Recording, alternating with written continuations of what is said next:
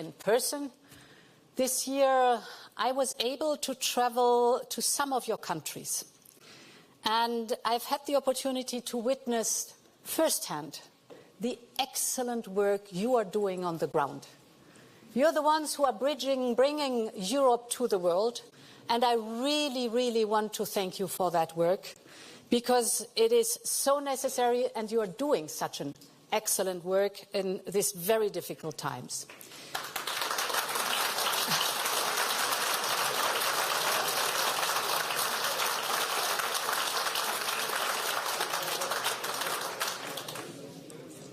So some of the visits we've witnessed together will be etched in my memory forever.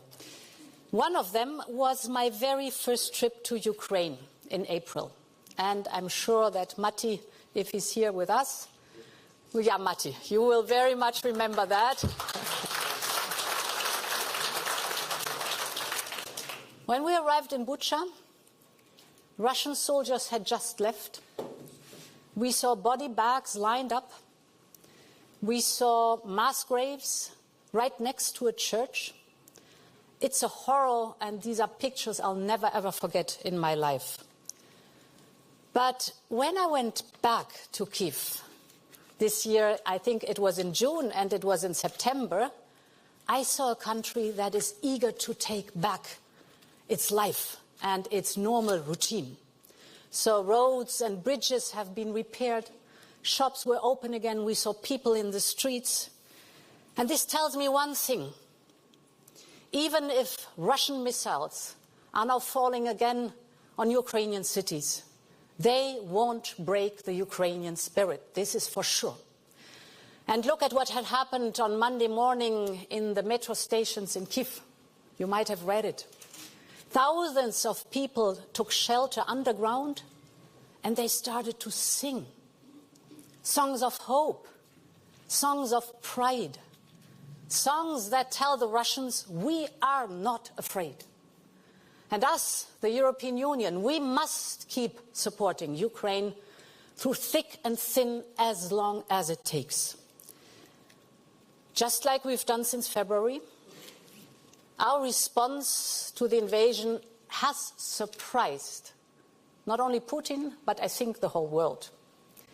We put together the first sanctions in a matter of days. And then it was followed, the first package of sanctions, by 8 consecutive sanctions packages to leave no stone unturned. The latest package in response to the sham referenda in the occupied Ukrainian territories.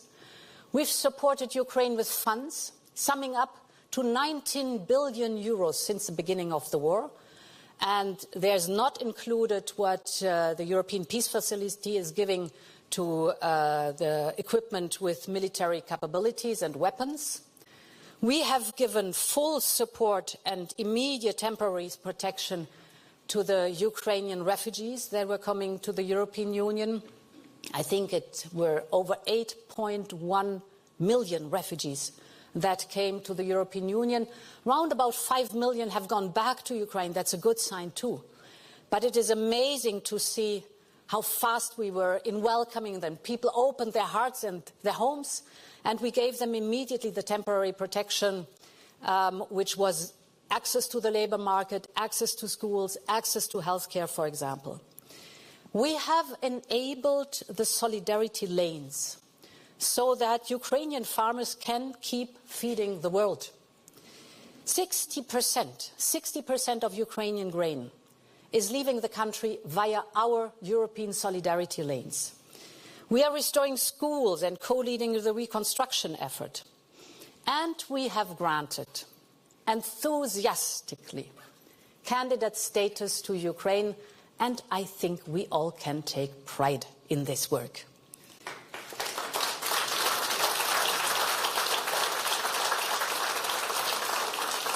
It shows basically how much we can achieve with unity and with determination.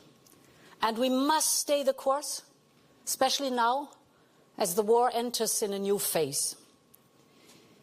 The illegal annexation of 4 Ukrainian regions by Russia brings the challenge against the international system to a completely new level. Putin has taken sovereign Ukrainian land with an unprovoked act of aggression. He has forced people to vote at gunpoint. And he has even threatened to use nuclear weapons if Ukrainians reclaim the land that belongs to them. This is worrying, not only for Russia's neighbors. This is an attack against the entire UN Charter. Putin has even asked in his speech on annexation, and I quote, "Who did ever agree on a rules-based global order?" End of quote. Well, the Russians did, certainly. They did it when they signed the UN Charter, just like all other nations of the world, and when they negotiated the Helsinki Final Act. The rules-based global order belongs to the world. It is the best antidote against perpetual instability in all continents. And all nations in the world see this.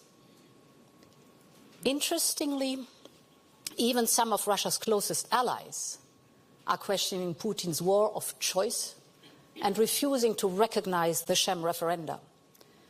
The Samarkand summit, where China and India have clearly voiced concerns about the war, was a fiasco for Russia. But there is no room for complacency about this. Russia's failure alone won't save the rules-based global order, because the Kremlin's revisionism is not the only nor the most serious threat to the rules-based order. The so-called no-limit partnership declared by Vladimir Putin and Xi Jinping is also a clear challenge to the post-war order built on the core values of the UN Charter.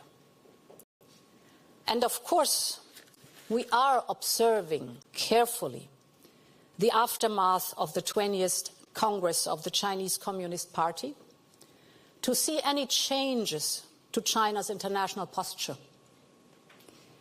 Independent of this, we need to counter this global challenge. We must rebuild trust in our global goals and our global rules and the universal values at their heart. And we all know that this is not an easy task. I was at the United Nations last month, and I have listened to the concerns of countries from all over the world, just like you do it every single day in your work. Many countries feel that the global economy and the international system do not work for them.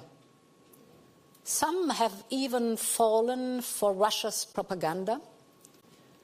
Russia's propaganda that is trying to deflect blame for the causes of the energy and food crisis. And therefore, all of us in this room must speak up and stand up for the truth. And I know that you're doing this tirelessly every single day. I know this is tough. I know this is hard work. I know that sometimes you are exhausted. And we think like, but I've said that over and over again.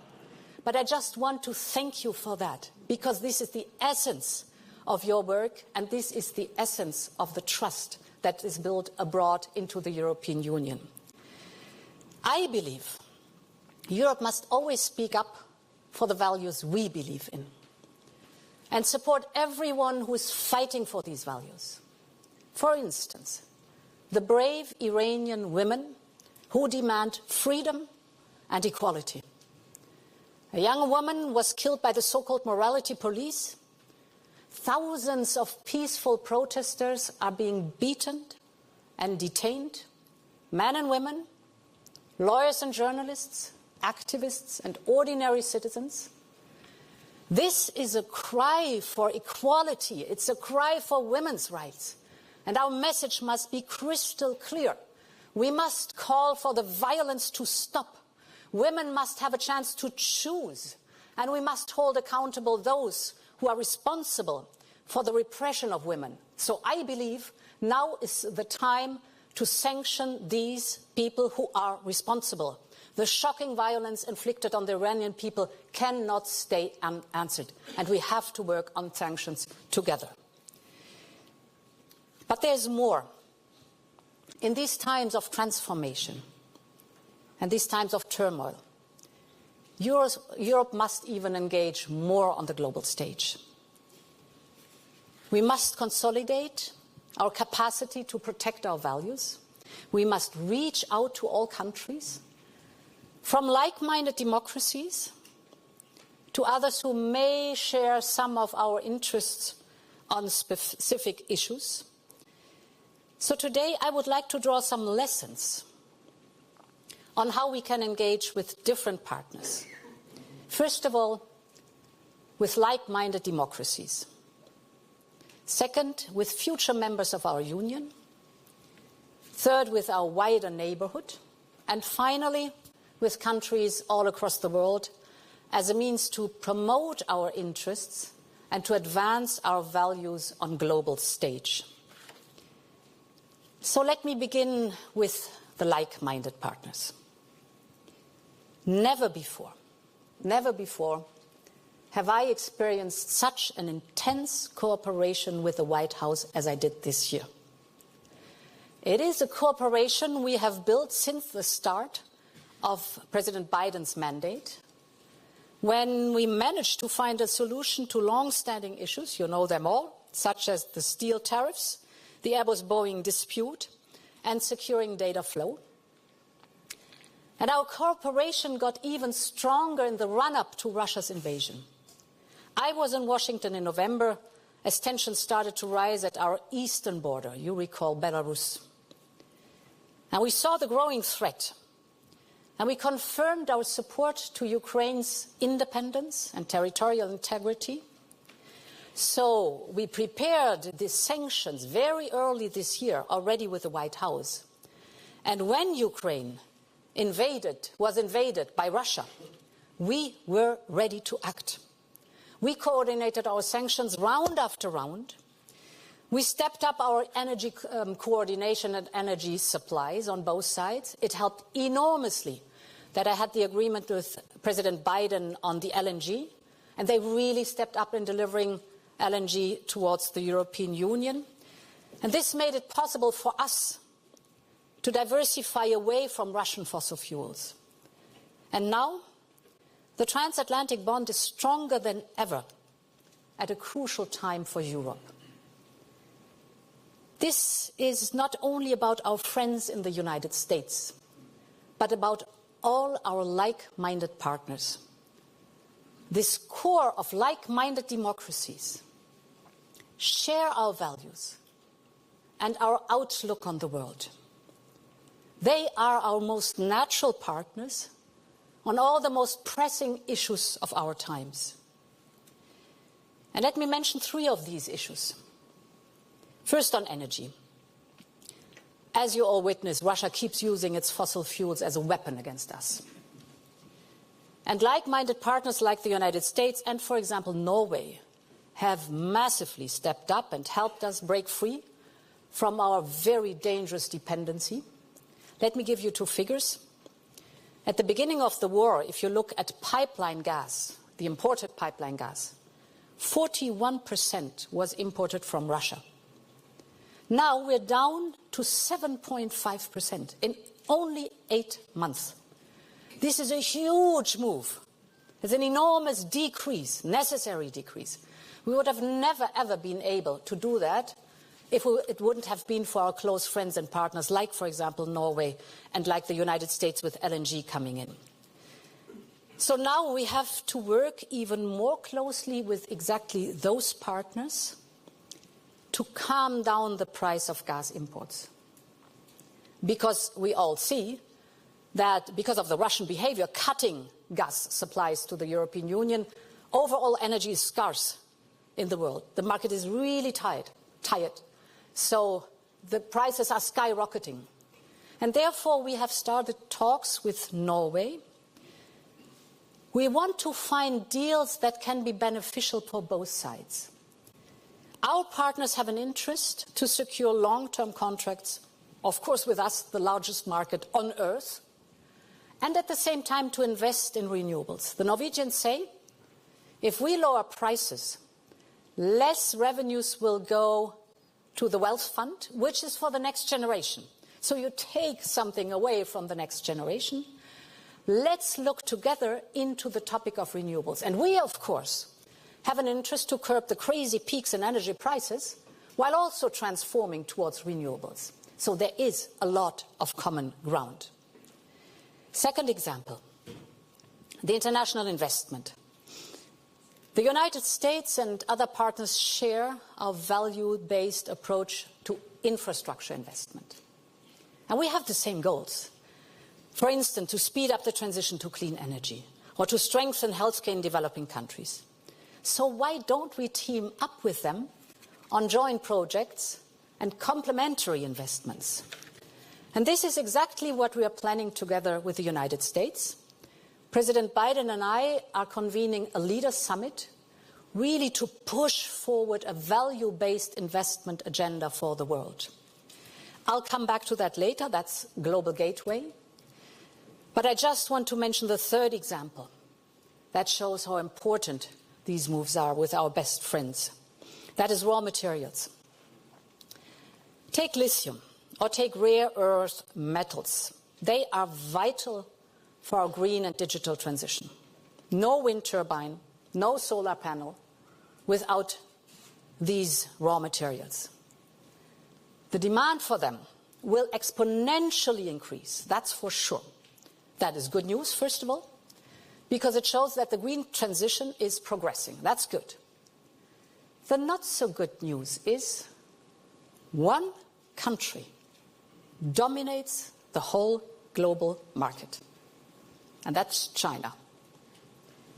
So, in addition, these resources should always be extracted in a responsible way. That should be our goal, both for the environment and for local communities. So part of the solution is to step up our cooperation with like-minded partners, like Canada, like Chile, or like Australia, because together we can both secure the resources we need and promote a value-based approach to the extraction of raw materials. We must mobilize our collective power to shape global goods and the world of tomorrow. My second point is about future members of our union. It's now a year ago that I visited the Western Balkans, and it was so obvious that our opponents look at the Western Balkans as a geopolitical chessboard. Their goal is to drive a wedge between the Western Balkans and the rest of Europe. And yet, the overwhelming majority, and that's heartwarming, the overwhelming majorities of citizens in the Western Balkans aspire to be part of the European Union. And that is why we must strengthen the credibility of our accession process. This year, the opening of the accession process and the negotiations with Albania and North Macedonia was a true milestone. Finally. It was tough to get there, to say the least, but we are there now. That's important. We must make sure that every positive step that is done in a country, that a country takes, brings it really closer to the European Union. And in parallel, we must push the integration of our economies even further. 1 year ago, I walked on an EU-funded bridge connecting Croatia with Bosnia and Herzegovina. I saw railway projects, I saw schools, I saw hospitals and kindergartens that were financed all across the region by the European Union. So this kind of engagement is even more relevant today, as the fallout of Putin's energy war is also hitting the region. 2 weeks ago, I was in Sofia for the inauguration of a new gas interconnector with Greece. It will serve not only Bulgaria, but also North Macedonia and Serbia. As the Western Balkans are asking for our support ahead of a difficult winter, this is exactly the way to go. Contrast foreign influence in Europe through more cooperation and a stronger European perspective. Ukraine and Moldova are now candidates for joining our union. And today, we have proposed to grant candidate status to Bosnia and Herzegovina in the college decision. We have recognized Georgia's European perspective too. So, wind of change is once again blowing through Europe, and we have to capture this momentum. We have to push for this momentum. The Western Balkans belong in our family, and we have to make this very, very clear. It is a bit like in the 1970s, when Spain, Portugal, and Greece choose democracy. Oh, when freedom fighters tore down the Berlin Wall. I vividly remember that. Of course, it is up to the candidate countries to reform their economies and their institutions and to advance towards our union. But it is our responsibility to support them in every possible way. I think that is Europe's moment, and it is up to us to seize that moment. Dear ambassadors, our neighbors face the same challenges as we face: Russian aggression, energy insecurity, climate change, the threats to our open societies. There's an urgent need to work with all of them, including those who do not seek to join our union. And this is the third angle I want to look at on how we can engage with different partners. This is actually what led to the first meeting of the European Political Community in Prague last week. 44 countries have come together with a common agenda when it comes to European security, to the green and digital transition, to defending our democratic way of life. We all share a common sense of purpose. And I was glad, I must say, that our British friends also decided to join. That's good. There's a lot of work to do together. Take our trilateral energy, for example, that we closed in June with Egypt and Israel. It has played an important role in our strategy to get rid of the Russian fossil fuels.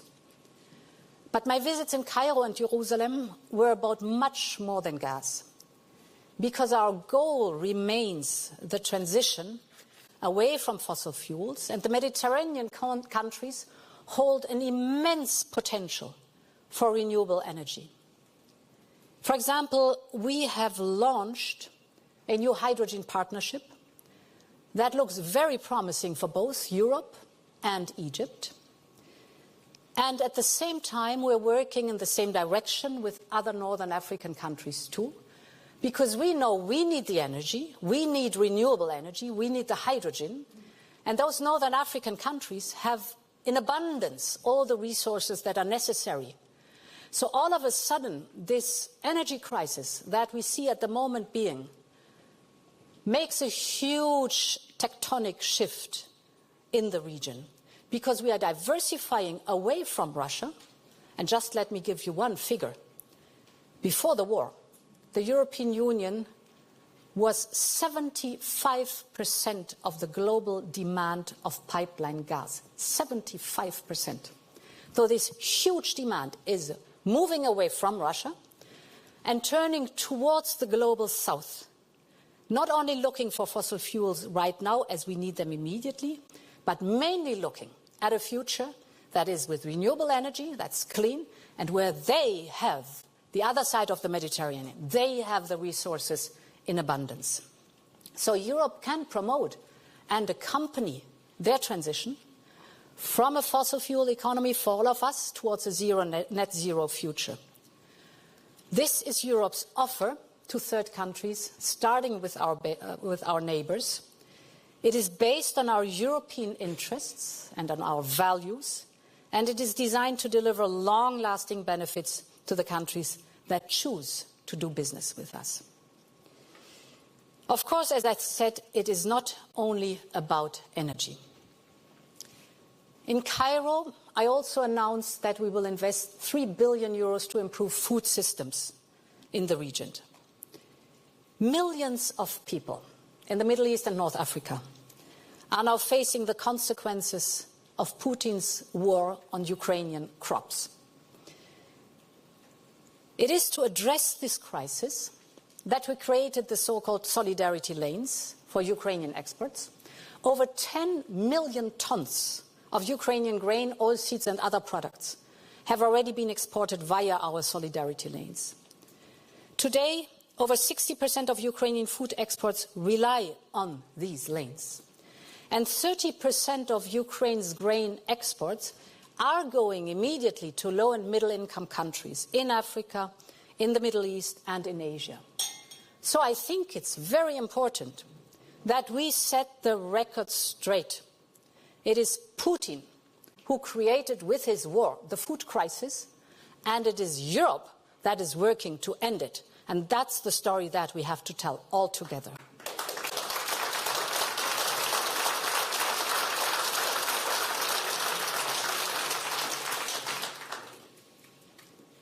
The Middle East and North Africa also face, of course, a long-term food security issue.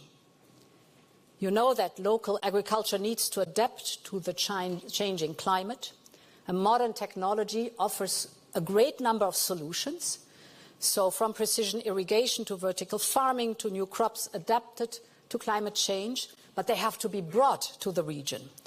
So Europe can contribute with both investment and, of course, world-class expertise. That's the reason why we have set aside 7.7 billion euros only until 2024, so it's a lot of money for a short time, for the food security topic.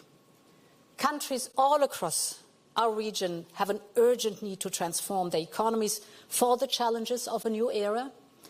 And our union's greatest strength has always been its transformative power, our capacity to promote economic and social progress through cooperation.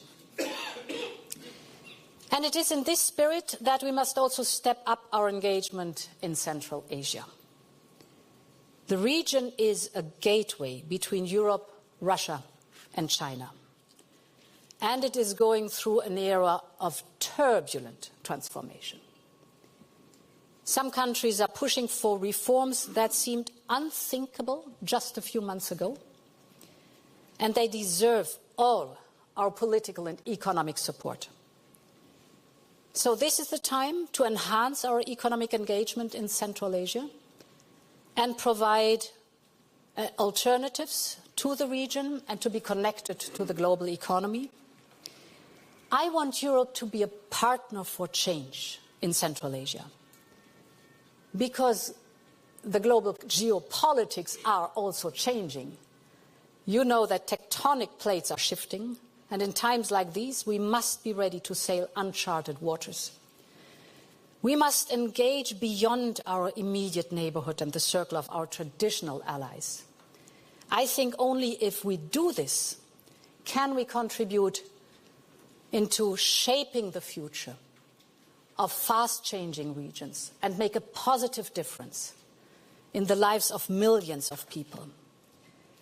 And this leads me to my fourth and final point on Europe's global engagement. At the beginning of this year, I had the opportunity to visit Senegal and meet a group of young entrepreneurs. And they told me about all the obstacles they face.